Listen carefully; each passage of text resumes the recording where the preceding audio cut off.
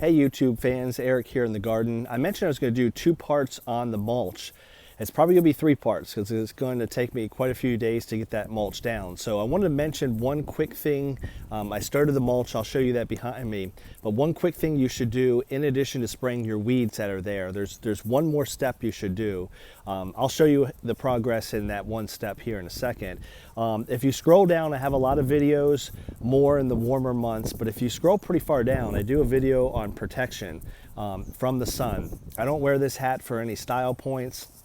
I don't wear these long sleeve shirts for style points. These are breathable long sleeve shirts that you would get called rash guards a lot of times for the kids at the beach. You don't have to worry about sunscreen with these on, and with the hat I don't have to worry about sunscreen either. So scroll down and you'll see a video on more ways you can protect yourself from the sun. It is important as we get into the warmer months so you don't get burned. So, quick update on the mulch. The pine straw is easy to put down. So, if you saw the before, you know, this garden had a lot of pine straw in it, but all we did is just top it off and freshen it up. So it's looking good. The climbing rose, Dublin Bay, really got a lot of new growth on it. And we're just into the latter part of March, and it's up toward the top of the trellis. So, looking forward to that filling in nicely. What I wanted to point out, we'll get to this in a second, that's what the cypress is going to look. What I wanted to point out is a couple steps you should take before you put the mulch down.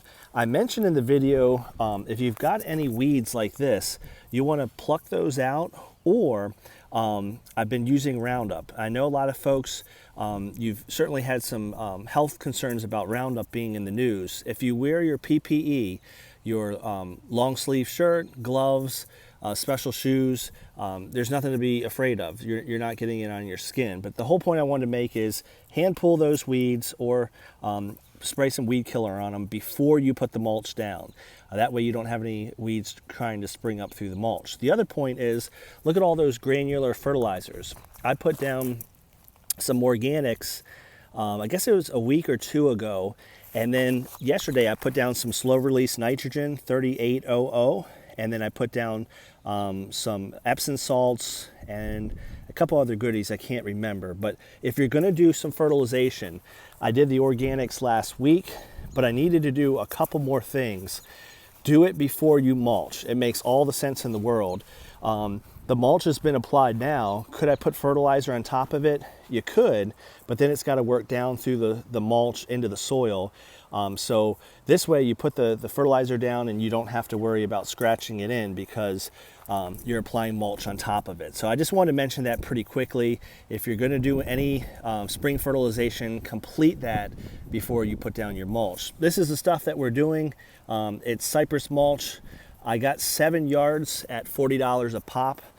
Just to make sure it's going to cover everything, I've done 3 wheelbarrow fulls per garden.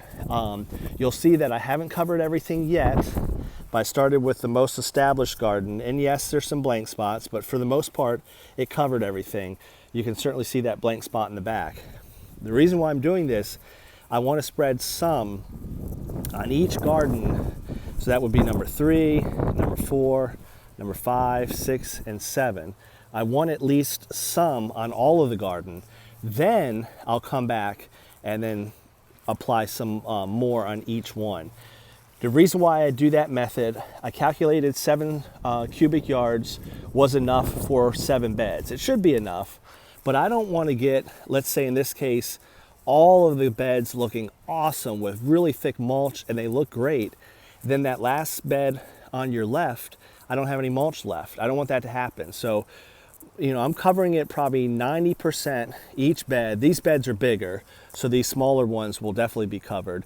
Doing a light covering over all of them. And then once I'm done, I'll go back and the more established gardens that maybe missed a few spots, like right here, I'll just come back, shovel some of that mulch into that corner. So pretty quick update. You can see the roses are kicking butt with the warm weather and the rain we had. They're looking pretty good. Still have some black spot now and then, so I'll have to spray again here probably this evening or tomorrow. So one of the next videos we'll finish up these beds with the mulch, show you how that looks. And then I got a special surprise in the mail. I'll show you this as a tease. These are maiden roses. I did a quick video on this last year, but at that point they were already cut. And my next video will explain what I mean by that. But these are maiden roses. That right there is Cajun Moon. Right there, that bud eye. So we're going to talk about that. They've been soaking since yesterday. I got Cajun Moon and Maverick. We're going to plant those up into pots, and we'll do another video on that. Thanks for watching. Hope everybody is having some nice weather so you can get out and get some fresh air. I know a lot of us are doing the right thing, staying inside. Get out in the garden. Make sure you're keeping the mental aspect going, enjoying the gardening, and hopefully you've got a nice, beautiful day where you live. Have a great one.